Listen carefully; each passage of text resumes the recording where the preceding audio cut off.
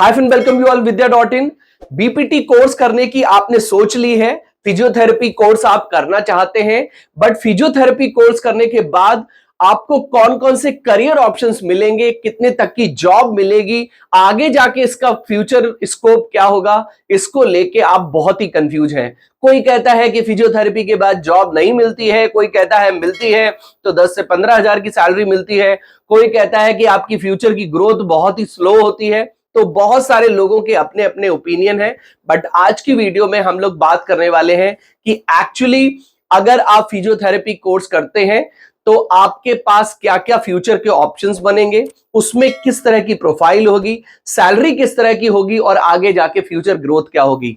तो अगर आप मुझे अपने 10 से 12 मिनट तक देंगे तो आई एम 100% श्योर कि फिजियोथेरेपी के करियर ऑप्शंस जो है वो आपके दिमाग में बिल्कुल क्लियर हो जाएंगे। क्योंकि अब ये कोर्स हो गया है 5 साल का, 4.5 साल पढ़ाई होगी, 6 महीने की आपकी लगभग इंटर्नशिप होगी, 5 साल आपके पूरे लगेंगे। तो 5 साल लगाने के लिए आपको ये जरूर समझना चाहिए कि मुझे फ्यूचर प्रोस्पेक्ट क्या मिलेंगे। 100% जब तक आपके मन में कॉन्फिडेंस नहीं होगा, कौन कौन सी प्रोफाइल्स होंगी और उनमें से आप कौन सी प्रोफाइल को ज्यादा पसंद करते हैं और किस प्रोफाइल पे आप ज्यादा मेहनत करना चाहते हैं, किस तरह के करियर ऑप्शंस को आप चूज करना चाहते हैं, ये आज ही अगर आप डिसाइड कर लें तो बहुत अच्छा रहेगा। तो आज की वीडियो में हम फिजियोथेरेपी के करियर ऑप्शंस के बारे में डिटेल में बात करेंगे। वीडियो को देखते समय कोई डाउट, कोई कंफ्यूजन आता है, इस क्यूआर कोड को स्कैन करके 1-to-1 काउंसलिंग सपोर्ट ले सकते हैं। वीडियो को लाइक, चैनल को जरूर सब्सक्राइब कर लें जिससे कि आपको हमारे आने वाले वीडियोस के नोटिफिकेशंस मिलते रहें। तो फिर स्टार्ट करते हैं।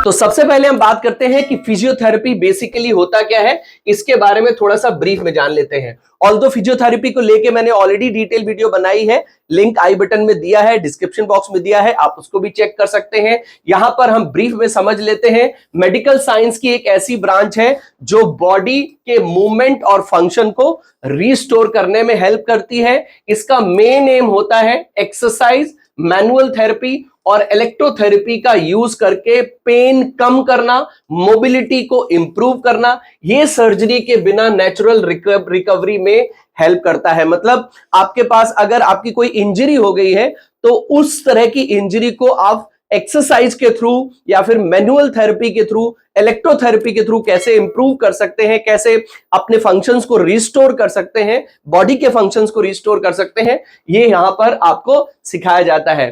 Physiotherapy injury, paralysis, arthritis, back pain, sports injury जैसी प्रॉब्लम्स में बहुत ही यूजफुल होती है। ये हर एज के लोगों के लिए है, बच्चों के लिए भी है, एडल्ट्स के लिए भी है और जो सीनियर सिटीजन्स हैं उनके लिए भी है। फिजियोथेरेपी रिहैबिलिटेशन प्रोसेस का इंपॉर्टेंट पार्ट है, स्पेशली आफ्टर एक्सीडेंट या फिर सर्जरी। आपकी जब भी सर्जरी होती है, कोई एक्सीडेंट हो जाता है, आपका हैंड फ्रैक्चर हो गया, पैर फ्रैक्चर हो गया, कोई किसी तरह का कोई ऑपरेशन हुआ, फिजियोथेरेपी से ही आपकी रिकवरी होती है। ऑपरेशन के बाद जब आप नॉर्मल लाइफ में आते हैं, नॉर्मल अपना डेली लाइफ के मूवमेंट्स में आते हैं, तो वो चीजें आपकी फिजियोथेरेपी से ही पॉसिबल हो पाती हैं। इस फील्ड में प्रोफेशनल्स को ह्यूमन एनाटॉमी और मूवमेंट साइंस के बारे में डीप नॉलेज दी जाती है। फिजियोथेरेपी के बाद आपको हॉस्पिटल्स, क्लिनिक, स्पोर्ट्स सेंटर और रिहैब सेंटर्स में काम करने का ऑप्शन मिल सकता है। रिस्पेक्टफुल और रिवार्डिंग प्रोफेशन है जिसमें आप लोगों की हेल्थ और लाइफ इंप्रूव करने में बहुत मदद करते हैं। तो ये एक ब्रीफ इंट्रोडक्शन हो गया फिजियोथेरेपी का। अब हम आगे बढ़ते हैं। फिजियोथेरेपी कोर्स यानी कि फिजियोथेरेपिस्ट, फिजियोथेरेपी जो कोर्स करते हैं उसके बाद आप क्या बनते हैं, फिजियोथेरेपिस्ट बनते हैं। अब फिजियोथेरेपिस्ट बनने के लिए आप क्या क्या कर सकते हैं, तो सबसे पहले तो मोस्ट पॉपुलर बीपीटी कोर्स कर सकते हैं। 4.5 साल का कोर्स हो गया है, 6 महीने की आपकी इंटर्नशिप है, 12th पीसीबी मार्क्स से पास करके आप ज्वाइन कर सकते हैं। अब नीट कंपलसरी कर दिया गया है और अंडर ग्रेजुएट लेवल का कोर्स है जिसमें आपको focus on anatomy, movement science, exercise therapy, इस सब के बारे में आपको पढ़ाया जाता है। दूसरा ऑप्शन आप क्या ले सकते हैं कि बीपीटी के बाद आप एमपीटी कर सकते हैं, जो कि 2 साल का होता है, मतलब मास्टर डिग्री है, और इसमें आपको स्पेशलाइजेशंस मिल जाते हैं। ऑर्थोपेडिक में आप अपना एमपीटी कर सकते हैं, न्यूरोलॉजी में जा सकते हैं, स्पोर्ट्स में जा सकते हैं, कार्डियो में जा सकते हैं। ये सब कुछ अभी हम आगे डिस्कस करेंगे। और जो थर्ड ऑप्शन है वो आप डिप्लोमा भी कर सकते हैं, डिप्लोमा इन फिजियोथेरेपी कर सकते हैं, जो 2 साल का होता है। इसके लिए भी बायोलॉजी कंपलसरी है, और 2 साल के लेवल में आपको बेसिक लेवल के जो कोर्स के बारे में, जो कोर्स के जो बेसिक्स होते हैं, मतलब ब्रीफ में आपको सब कुछ पढ़ाया जाता है। अगर आप 2 साल के डिप्लोमा के बाद 2-3 साल जॉब करते हैं और उसके बाद सोचते हैं कि मैं बीपीटी कर लेता हूं, तो आप कर सकते हैं। उस केस में आपको लेटरल एंट्री मिल जाएगी और आपका बीपीटी कोर्स 4.5 साल की बजाय 3.5 साल का हो सकता है। तो ये 3 ऑप्शंस आपके पास बनते हैं। आप 12th के बाद सीधे बीपीटी कर सकते हैं, या फिर 12th के बाद सीधा डिप्लोमा कर सकते हैं, और बीपीटी करने के बाद आप एमपीटी कर सकते हैं। नेक्स्ट अब हम बात करते हैं कि बीपीटी बेसिकली कोर्स की के बारे में थोड़ा सा डिटेल में जान लेते हैं। बीपीटी कोर्स का क्या ब्रीफ है? 5 साल का अंडर ग्रेजुएट कोर्स है। 12th पीसीबी चाहिए ही चाहिए। आपको एंट्रेंस बेसिस पे एडमिशन मिलता है, नीट के बेसिस पे। फीस अप्रोक्स 1 लाख से लेके 3 लाख पर एनम तक हो सकती है, कॉलेज टू कॉलेज डिपेंड करती है। और एवरेज एनुअल सैलरी आप लगभग 2 लाख से लेके 6 लाख पर एनम तक लेके चल सकते हैं। अब 2 लाख किस केस में होगी और 6 लाख किस केस में होगी, ये भी अभी हम आगे डिटेल में डिस्कस करेंगे। नेक्स्ट अगर हम बात करें बीपीटी के बाद कौन सी जॉब्स मिल सकती हैं, इससे पहले हम ये समझ लेते हैं कि आपको कहां कहां जॉब्स मिल सकती हैं। तो आप हॉस्पिटल्स में जॉब्स कर सकते हैं, आप क्लिनिक्स में कर सकते हैं, sports centre, rehabilitation centre, fitness and wellness centres में आप जॉब कर सकते हैं, खुद की प्राइवेट प्रैक्टिस भी कर सकते हैं। स्टार्टिंग में आपको वही 3 से 8, 6 लाख या फिर 8 लाख तक की सैलरी मिल सकती है। एक्सपीरियंस हो जाते हैं तो लगभग 10 से 15 लाख। और अगर आप अब्रॉड चले जाते हैं, फॉरेन कंट्रीज में चले जाते हैं जिसमें इसकी बहुत अच्छी डिमांड है, तो लगभग 25 से 30 लाख रुपए भी आपको 1 ईयर में, यानी कि पर एनम में आपको सैलरी मिल सकती है। अब आपकी रिस्पॉन्सिबिलिटीज यहां पे क्या होती हैं? Diagnose and treat physical injuries और disabilities, design, supervise exercise programme. देखिए, अगर आपको बीपीटी को समझना है तो बीपीटी को आप एज ए एमबीबीएस लेके चल सकते हैं, और अगर आगे जाके स्पेशलाइजेशन में चले जाते हैं, जैसे कि आप एमपीटी कर लेते हैं, उसको आप एमएस को समझ सकते हैं। अगर आप किसी एमबीबीएस डॉक्टर के पास जाते हैं तो वो जर्नल, बुखार, पेट में दर्द हो गया, सर में दर्द हो गया, इस तरह के ट्रीटमेंट को हैंडल करते हैं एमबीबीएस डॉक्टर। अब आपका बीपीटी में क्या काम होगा कि आपको जो जर्नल प्रॉब्लम होगी, किसी के शोल्डर, फ्रोजन शोल्डर हो गया, किसी के पैर में दर्द हो गया, उस तरह की एक्सरसाइज आप उसकी करवाएंगे, उस तरह के फिजियोथेरेपिस्ट आप बनेंगे। जो जर्नल मूवमेंट की बॉडी की प्रॉब्लम होगी, हैंड फ्रैक्चर हुआ, उसकी जो नॉर्मल एक्सरसाइज है वो आप करा सकते हैं, आपके अंदर उतनी नॉलेज होगी, क्योंकि आपको जर्नल बॉडी के जो मूवमेंट्स में प्रॉब्लम होगी, उस तरह की एक्सरसाइज आपको आती होंगी, उस तरह के पेशेंट्स को आप आसानी से हैंडल कर पाएंगे। तो बीपीटी के बाद आप एक तरीके से एमबीबीएस डॉक्टर वाली ही प्रोफाइल पे पहुंच पाते हैं, जहां पर आप जर्नल फिजियोथेरेपिस्ट बनते हैं। बहुत ज्यादा स्पेशलाइज्ड नहीं होते हैं, जर्नल जो बॉडी के मूवमेंट्स में प्रॉब्लम होती है उनको हैंडल कर पाते हैं। आपको हॉस्पिटल्स में, वो जैसे कि फोर्टिस हॉस्पिटल है, अपोलो हॉस्पिटल है, मैक्स हेल्थ केयर है, एम्स है, इस तरह के आपको रिनाउंड हॉस्पिटल्स में जॉब्स आसानी से मिल जाती हैं। ये बात पक्की है कि आपको जॉब बहुत आसानी से मिल जाएगी, because it's one of the profession जो बहुत डिमांड में है, पूरी तरीके से स्किल बेस्ड प्रोफेशन है। अभी मैंने बात करी थी 2 से 6 लाख की सैलरी। देखिए, ये पूरी तरीके से प्रैक्टिकल कोर्स है। अगर आपको ये पता है कि अगर किसी का हैंड फ्रैक्चर हो गया है या फिर फ्रोजन शोल्डर है, उसको कौन सी ऐसी एक्सरसाइज कराई जाए जिससे कि 5 से 7 दिन के अंदर उसके अंदर इंप्रूवमेंट आ जाए, तो आपको बहुत आसानी से जॉब मिल जाएगी। अगर आप बॉडी के जो नॉर्मल, किसी को बैक पेन हो गया और आपको पूरी तरीके से पता है कि इस बैक पेन को मुझे एक्सरसाइज से कैसे हैंडल करना है, तो आपको जॉब मिल जाएगी। किसी के लेग पे दर्द हो गया, जॉइंट पेन हो गया, और आपको पता है कि इस एक्सरसाइज, कौन सी एक्सरसाइज करानी है जिससे मेरा दर्द सही हो, इसका पेशेंट का दर्द सही हो जाएगा, तो आपको जॉब मिल जाएगी। तो पूरी तरीके से स्किल बेस्ड कोर्स है। आपने बीपीटी कोर्स करके कितने नंबर आपको मिले हैं, इससे कोई लेना देना नहीं है। आपको पेशेंट्स को हैंडल करना आता है, आप पेशेंट से कनेक्ट कर पाते हैं कि नहीं कर पाते, आप पेशेंट्स के जो पेन पॉइंट हैं उनको समझ के उसके अकॉर्डिंगली उसको ट्रीट कर पाते हैं नहीं कर पाते, सब कुछ इस पे डिपेंड करता है। Strong knowledge of human anatomy and biomechanics, communication and interpersonal skill, empathy and patience, उसके साथ साथ problem solving and analytical thinking. अगर आपकी पेशेंट्स के साथ कनेक्ट अच्छा होगा तो डेफिनेटली आपके पास ज्यादा से ज्यादा पेशेंट्स आएंगे, आप उनकी प्रॉब्लम को समझ के उनको सही तरह से ट्रीट कर पाएंगे तो डेफिनेटली आपकी ग्रोथ होगी। तो नटशल में अगर मैं बात करूं तो बीपीटी के बाद आपको जॉब मिल जाएगी 110%। आपके अंदर ये स्किल्स अगर होती हैं, और ये स्किल्स आपको प्रैक्टिकल ट्रेनिंग के थ्रू पढ़ाई जाती हैं। 3 से 8 लाख की सैलरी आप स्टार्टिंग में एज ए फ्रेशर जरूर एक्सपेक्ट कर सकते हैं। 10 से 15 लाख एक्सपेक्ट कर सकते हैं जब आपको लगभग 5 से 6 साल तक का एक्सपीरियंस हो जाता है। इसीलिए बहुत इंपॉर्टेंट है कि आप बीपीटी उस जगह से करें जहां पर आपको प्रॉपर प्रैक्टिकल ट्रेनिंग मिले।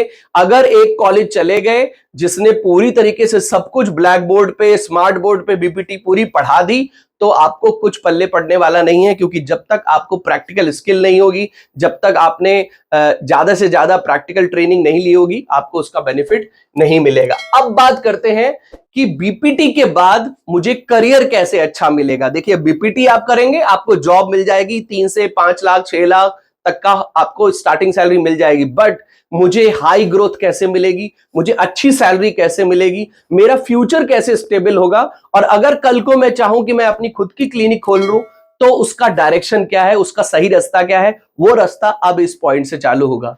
देखिए, बीपीटी अगर आप करते हैं तो उसके बाद आप एमपीटी जरूर करें, 110% करें। चाहे आपको बीपीटी के बाद जॉब मिल रही हो तब भी आप एमपीटी जरूर करें। और उसका रीजन ये है कि जब आप बीपीटी करते हैं तो आपको स्पेशलाइजेशन मिलता है। आप ऑर्थोपेडिक थेरेपिस्ट बन सकते हैं, आप न्यूरोलॉजी के फिजियोथेरेपिस्ट बन सकते हैं, आप स्पोर्ट्स में जा सकते हैं, आप कार्डियोपल्मोनरी में जा सकते हैं, आप पीडियाट्रिक बन सकते हैं, आप गेरिएट्रिक बन सकते हैं। इन सभी को अभी हम एक एक करके भी डिस्कस करेंगे।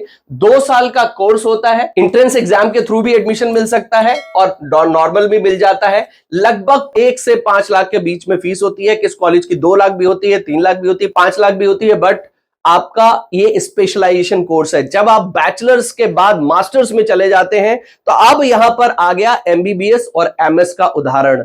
अगर आप एक एमबीबीएस डॉक्टर हैं तो आप जर्नल ट्रीट करेंगे। जर्नल पेशेंट्स के, कोई भी किसी को भी खांसी है, जो बुखार है, पेट में दर्द है, वो आपके पास आएगा, आपका ट्रीटमेंट लेके जाएगा। लेकिन जब आप एमएस हो जाते हैं, मतलब आप मास्टर ऑफ सर्जरी हो जाते हैं, मास्टर ऑफ मेडिसिन हो जाते हैं, तो उसका मतलब पता क्या होता है कि आप स्पेसिफिक, या तो आप स्किन के स्पेशलाइज्ड डॉक्टर हैं, आप आंखों के स्पेशलाइज्ड डॉक्टर हैं, आप जॉइंट पेन के स्पेशलाइज्ड डॉक्टर हैं। तो उस तरह के डॉक्टर की जो ओपीडी सर्विस होती है, जो उस डॉक्टर की फीस होती है, वो एमबीबीएस से 2 गुना होती है। अगर एक एमबीबीएस डॉक्टर 500 रुपए अपनी ओपीडी की चार्ज करता है तो एक अच्छा एक्सपीरियंस एमएस डॉक्टर, आप समझ सकते हैं, कम से कम 1000 रुपए, 800 से 900 रुपए तो चार्ज करता ही करता है।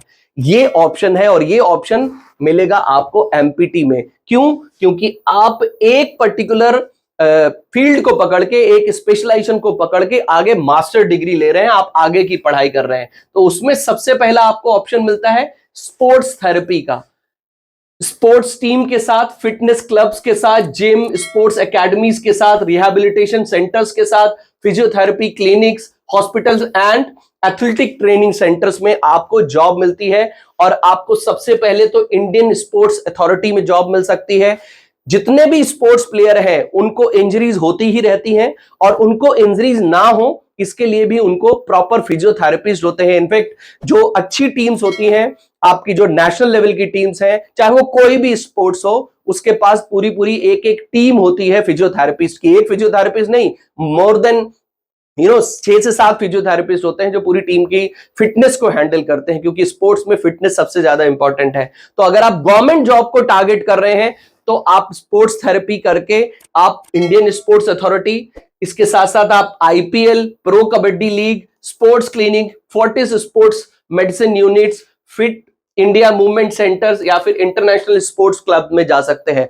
स्पोर्ट्स थेरेपी में ना सबसे ज्यादा पैसा है। स्पोर्ट्स फिजियोथेरेपिस्ट अगर आप बन जाते हैं और अपने पास एक बढ़िया एक्सपीरियंस ले लेते हैं तो आप मान के रखें कि एक तो आपको बहुत सारी गवर्नमेंट जॉब्स मिल जाएंगी, आपको अच्छे टॉप प्राइवेट हॉस्पिटल्स, मैक्स है, अपोलो है, फोर्टिस है, इन सभी में बहुत अच्छी सैलरी भी मिल सकती है। तो अगर आप चाहते हैं कि आप बीपीटी के बाद एमपीटी करें, अगर आप चाहते हैं कि आपकी विद इन 3 to 4 ईयर्स में आपकी सैलरी 15 लाख, 10 से 15 लाख के ब्रैकेट में पहुंचे ही पहुंचे, तो आप इस स्पेशलाइजेशन को लेके चल सकते हैं जो आपको काफी अच्छी सैलरी दे सकता है। दैट इज स्पोर्ट्स थेरेपिस्ट, यानी कि स्पोर्ट्स फिजियोथेरेपिस्ट बनते हैं। यहां सिर्फ आप स्पोर्ट्स इंजरी को ही हैंडल करेंगे, आपका स्पेशलाइजेशन स्पोर्ट्स में ही हो जाता है। नेक्स्ट बात कर लेते हैं, इसको हम बाद में डिस्कस करेंगे, गेरिएट्रिक फिजियोथेरेपिस्ट। अब ये क्या होता है? ये होता है सीनियर सिटीजन्स को जो प्रॉब्लम होती है, उनको जो बॉडी मूवमेंट्स में प्रॉब्लम होती है, कहीं फ्रोजन शोल्डर हो गया, मतलब उनसे रिलेटेड जो बीमारी होती है, उनसे रिलेटेड जो प्रॉब्लम्स होती हैं, ओल्ड एज में जो जिस तरह की दिक्कतें हो जाती हैं, उन प्रॉब्लम्स के लिए आप किस तरह से फिजियोथेरेपी प्रोवाइड करते हैं, ये आपको इसमें सिखाया जाता है। हॉस्पिटल एंड रिहैबिलिटेशन सेंटर्स में आप जॉब कर सकते हैं, हेल्थ केयर सर्विसेज में, कम्युनिटी हेल्थ प्रोग्राम्स में आप जा सकते हैं। देखिए, ऑल्दो मैंने यहां पर 3 to 6 लाख लिखा है, बट ये स्टार्टिंग है, फ्रेशर है। आप जैसे ही 2 से 3 साल के एक्सपीरियंस पे जाएंगे, आप बहुत आराम से इधर कूद जाएंगे और उसके बाद आपको यहां पर भी 15 से 25 लाख की सैलरी में कूदने में भी दिक्कत नहीं होगी। आपको हॉस्पिटल्स में अगेन जॉब मिल सकती है, अपोलो है, फोर्टिस है, मैक्स है, इस तरह के यूनिट्स में आपको जॉब मिल जाएगी। Help elderly patients improve mobility and independence, आपका यही मेन काम होता है। Treat manage age related physical problems, arthritis है, जॉइंट पेन है, बैलेंस इश्यूज है, इस तरह की प्रॉब्लम्स में आप एक्सपर्टीज बन जाते हैं, तो ये गेरिएट्रिक फिजियोथेरेपिस्ट आपके लिए one of the best option हो सकता है। नेक्स्ट हम बात करते हैं, ये सभी करियर प्रोफाइल्स हैं। आप देखो, स्पोर्ट्स में जा सकते हैं, गेरिएट्रिक में जा सकते हैं। अब हम बात कर रहे हैं पीडियाट्रिक की। अब आप पीडियाट्रिक फिजियोथेरेपिस्ट कैसे बन सकते हैं? चिल्ड्रंस के हॉस्पिटल्स में जॉब कर सकते हैं, जहां पर आप चिल्ड्रंस पीडियाट्रिक क्लिनिक्स में जा सकते हैं, जहां पर बच्चों से रिलेटेड जो प्रॉब्लम्स होती हैं उनको आप कैसे हैंडल करेंगे। Diagnose and treat children with physical disability, जो बच्चे फिजिकल डिसेबिलिटीज के साथ बॉर्न हुए हैं उनको कैसे हैंडल करना है, जिनके अंदर डेवलपमेंट डिलेज है उनको किस तरह से एक्सरसाइज प्रोवाइड करनी है। Therapy programmes to improve mobility, strength and coordination. कई सारे बच्चों के साथ ऐसा होता है कि उनके पैर कमजोर हैं, बैलेंस इशू में प्रॉब्लम हो रही है, दौड़ने में दिक्कत हो रही है, तो बहुत सारे ऐसी फिजिकल एक्टिविटीज होती हैं जिसमें बच्चों को प्रॉब्लम होती है, और ये सब चीजें आपकी फिजियोथेरेपी से ही सही होती हैं। लॉन्ग टर्म में जब आप इन एक्सरसाइज के थ्रू या फिजियोथेरेपीज के थ्रू आप किसी पेशेंट को ऐसे हैंडल करते हैं तो उसमें काफी चेंजेस देखने को मिलते हैं। तो पीडियाट्रिशियन से आप कोलैबोरेट कर सकते हैं और वहां पे ही आपको जॉब मिलेगी। अगेन आपको अपोलो हॉस्पिटल, हेल्थ केयर और आपको फोर्टिस, इस तरह के हॉस्पिटल्स में मिलेगी, बट आप पीडियाट्रिक फिजियोथेरेपिस्ट बनेंगे। आप सिर्फ और सिर्फ बच्चों में जो प्रॉब्लम्स होती हैं उसको फिजियोथेरेपी के थ्रू, एक्सरसाइज के थ्रू, मैनुअल थेरेपी के थ्रू कैसे दूर कर सकते हैं, आप उसको सही करेंगे और यहां पर आपको बहुत आराम से काफी सारी ग्रोथ मिल सकती है। सेम मैंने लिया है कि वैसे भी ये एक हाइपोथेटिकल पिक्चर है, हाइपोथेटिकल सैलरी है। देखिए, सैलरी पूरी तरीके से डिपेंड करती है आपने कौन से कॉलेज से किया है, एडमिशन कैसे लिया था और आपके अंदर ओवरऑल स्किल कैसी है, इस पे ही आपकी सैलरी डिपेंड करेगी। तो अगर आप कॉलेज सोच समझ के डिसाइड करेंगे तो आपको और जॉब आसानी से मिल जाएगी। अब कौन कौन सी स्किल रिक्वायर्ड है, आपको रिस्पॉन्सिबिलिटीज क्या फुलफिल करनी है, यहां पर मैंने मेंशन किया हुआ है। आप चाहे तो इसका स्क्रीनशॉट लेके डिटेल में पढ़ सकते हैं और इनके बारे में और भी जानकारी जुटा सकते हैं। नेक्स्ट हम चलते हैं न्यूरोलॉजिकल फिजियोथेरेपिस्ट। अब न्यूरोलॉजिकल में क्या है कि जिनके साथ कोई ब्रेन स्ट्रोक हुआ हो, स्पाइनल कॉर्ड की इंजरी हो, पार्किंसन डिजीज हो, इस तरह की जो किसी को प्रॉब्लम हो जाती है तो उसको किस तरह की हमें एक्सरसाइज करानी है, ये इसमें इस पर्टिकुलर न्यूरोलॉजी फिजियोथेरेपिस्ट में सिखाया जाता है, जिसमें आप पर्सनलाइज्ड ट्रीटमेंट प्लान्स बनाते हैं, restore coordination, balance and mobility को करते हैं, work with other health care professional for hospital holistic recovery. ये चीजें आप प्रॉपर हैंडल करते हैं, but you are specialised in neurology physiotherapy. देखिए, जब आप जर्नल चीज में जाएंगे, जब आप सिर्फ बीपीटी करके सोचेंगे कि मुझे 15 लाख की सैलरी मिल जाए, बहुत मुश्किल है मिलना। जब तक आप स्पेशलाइज्ड नहीं बनेंगे, जब तक आप किसी चीज में पूरी तरीके से मास्टर नहीं बनेंगे, तब तक आपको उस पर्टिकुलर फील्ड में एक अच्छी ग्रोथ, एक अच्छी स्टेबिलिटी, एक अच्छी हाई सैलरी लेने में प्रॉब्लम होगी। तो सिर्फ और सिर्फ बैचलर डिग्री तक मत रहें, क्योंकि आप बैचलर डिग्री में आपको जर्नल फिजियोथेरेपिस्ट थेरेपी सिखाई जाती है, उसमें फिर आपको जर्नल वाली ही सैलरी मिलेगी। जब तक आप स्पेसिफिक किसी एक पर्टिकुलर स्पेशलाइजेशन को पकड़ के उस रास्ते नहीं चलेंगे, हो सकता है थोड़ा 5 साल आप बीपीटी करें, 2 साल आपने एमपीटी करी, 1 साल आपने ट्रेनिंग करी, 7-8 साल लगेंगे। बट भाई, जब उसके बाद आपका करियर स्टार्ट होगा, तो एक बीपीटी करने वाला जितनी देर में 10 लाख की सैलरी में पहुंचेगा, आप उतने ही टाइम में 15 से 20 लाख की सैलरी में पहुंच जाएंगे। तो ये अंतर होता है जब आप किसी स्पेशलाइजेशन को पकड़ के आगे अपना करियर प्लान करते हैं। यहां पर भी स्किल रिक्वायरमेंट क्या है? Deep understanding of the nervous system, strong patient communication, patience and empathy, ये सब बेसिक्स हैं जो आपको फिजियोथेरेपी में आने ही चाहिए। तो ये न्यूरोलॉजी हो गई। Orthopaedic, one of the most required physiotherapy. ऐसी कोई इंजरी नहीं है, ऐसा कोई प्लास्टर नहीं, फ्रैक्चर नहीं है, ऐसा कोई ऑपरेशन नहीं है जो बिना फिजियोथेरेपी के सही हो सकता हो। ये आपको बिल्कुल समझ लेना है। ऑर्थोपेडिक तो सबकी ही बीमारी, हर तीसरे आदमी को कहीं ना कहीं जॉइंट में, शोल्डर में, पैर में, हाथ में दर्द होता ही होता है। और इसके लिए जब आप स्पेशलिस्ट बन जाते हैं तो you will have better salary. इसकी सब स्पोर्ट्स के बाद अगर कोई दूसरा option, one of the high paying option है, जिसकी डिमांड बहुत अच्छी है और आने वाले टाइम में भी बहुत अच्छी होने वाली है, क्योंकि हर तीसरे आदमी को लाइफस्टाइल की प्रॉब्लम है, मूवमेंट्स बहुत कम हो गए हैं, हम लोग इतना फिजिकल एक्सरसाइज करते नहीं है, मूवमेंट्स है नहीं है, तो ऑर्थोपेडिक की प्रॉब्लम होती ही होती है। ऑर्थोपेडिक क्लिनिक वगैरह में जॉब कर सकते हैं। सैलरी अगेन बहुत आराम से, सैलरी की आप टेंशन ही मत लो, क्योंकि आप बस स्किल पकड़ो कि मुझे ऑर्थोपेडिक फिजियोथेरेपी में मास्टर्स करना है, ऑर्थोपेडिक फिजियोथेरेपी में मास्टर बनना है। Deep understanding of anatomy and biomechanics, manual therapy and mobilisation skills, और उसके साथ साथ आपको पेशेंट्स के साथ कनेक्ट करना भी आना चाहिए। रिस्पॉन्सिबिलिटी क्या है? Diagnose and treat musculoskeletal injuries, bones, joints, ligaments, tendons, ये सब चीजें होती हैं। इनफैक्ट ये काफी मिलता जुलता स्पोर्ट्स के साथ भी है। ये सब चीजें आप स्पोर्ट्स में भी हैंडल करते हैं। Customise rehabilitation programme, post fracture recovery और surgery, strength through exercise, mobility and strength through exercise. तो ये चीजें आपको ऑर्थोपेडिक में मिलेंगी और यहां पर भी आपको हॉस्पिटल्स में जॉब मिलेगी। एमपीटी के बाद सबसे अच्छी क्या है कि आप 5 से 7 साल बढ़िया तरीके से आपने अगर डीप डाउन जाके नॉलेज ले ली, प्रैक्टिकल नॉलेज ले लिया, अच्छे ब्रांड के साथ काम कर लिया, सैलरी कम मिली कोई दिक्कत नहीं है, लेकिन 5-7 साल के बाद खुद का आप अपना क्लिनिक चालू करो, you will earn in lakhs. Because आप कभी पता करके देखना, आप जिस भी शहर में रहते हो उस शहर के बीपीटी वाले को आप वहां फोन करो और बोलो कि भैया मुझे 1 घंटे का एक सेशन लेना है न्यूरोलॉजी के लिए या फिर ऑर्थोपेडिक के लिए। आप देख के देखना, वो घंटों के हिसाब से चार्ज करते हैं। They will charge you more than 600 to 800 rupees per hour, आप ऐसे चार्ज करेंगे।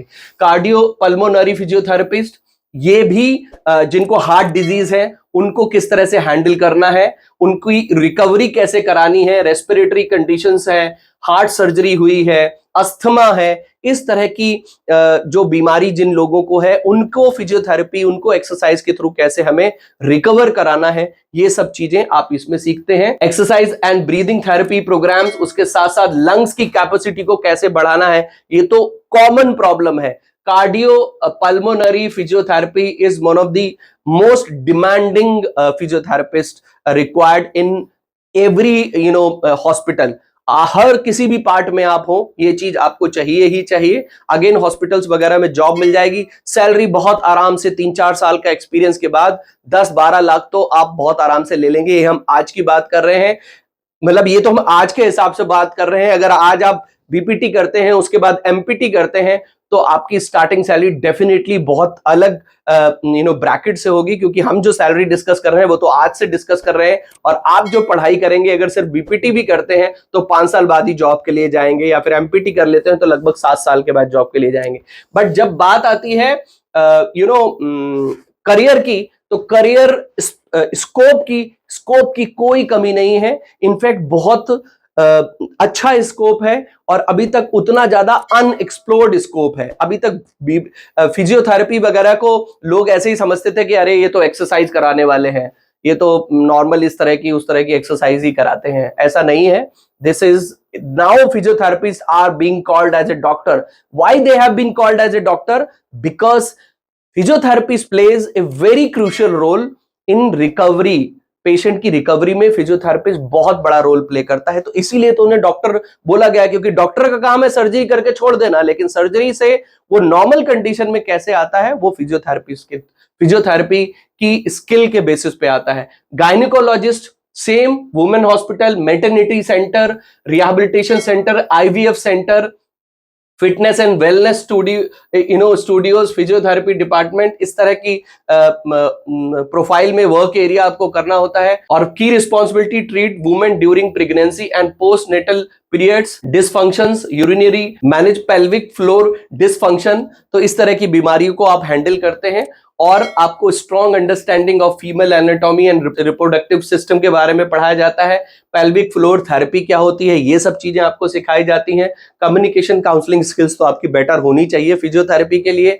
तो ये चीजें हैं जो आपको बहुत अच्छा स्कोप आगे जाके दे सकती हैं। तो आई होप मैंने ओवरऑल कवर किया है। आपको बीपीटी के बाद जॉब 100% मिलेगा। अगर आपके मन में ये डाउट है कि पता नहीं मुझे बीपीटी के बाद नौकरी मिलेगी कि नहीं मिलेगी, अगर आपके अंदर स्किल है तो 100% मिलेगी। 3 लाख की मिलेगी, 4 लाख की मिलेगी, 6 लाख की मिलेगी, दैट पूरी तरीके से डिपेंड करता है आपने किस कॉलेज से किया है और अपने अंदर किस तरह की स्किल सीखी है। बट अगर आप चाहते हैं कि मुझे क्या बीपीटी करके आगे के 5 साल बाद या 8 साल बाद मैं 20 लाख तक की सैलरी या 25 लाख तक की सैलरी कमांड कर सकता हूं, बिल्कुल कर सकते हैं। उसका रास्ता यही है कि बीपीटी के बाद एमपीटी जरूर करें, आप स्पोर्ट्स फिजियोथेरेपिस्ट बने, आप कार्डियो पल्मोनरी फिजियोथेरेपिस्ट बने, आप ऑर्थोपेडिक बने, आप गैरिएट्रिक बने, उसके साथ साथ आप न्यूरोलॉजी में फिजियोथेरेपिस्ट बने। अगर आप इनमें से किसी एक फील्ड को पकड़ के और मास्टर्स कर लेते हैं तो आई कैन अश्योर कि आपको काफी अच्छी जॉब अपॉर्चुनिटीज मिल सकती है। तो आपके अगर दिमाग में 1% भी ऐसा है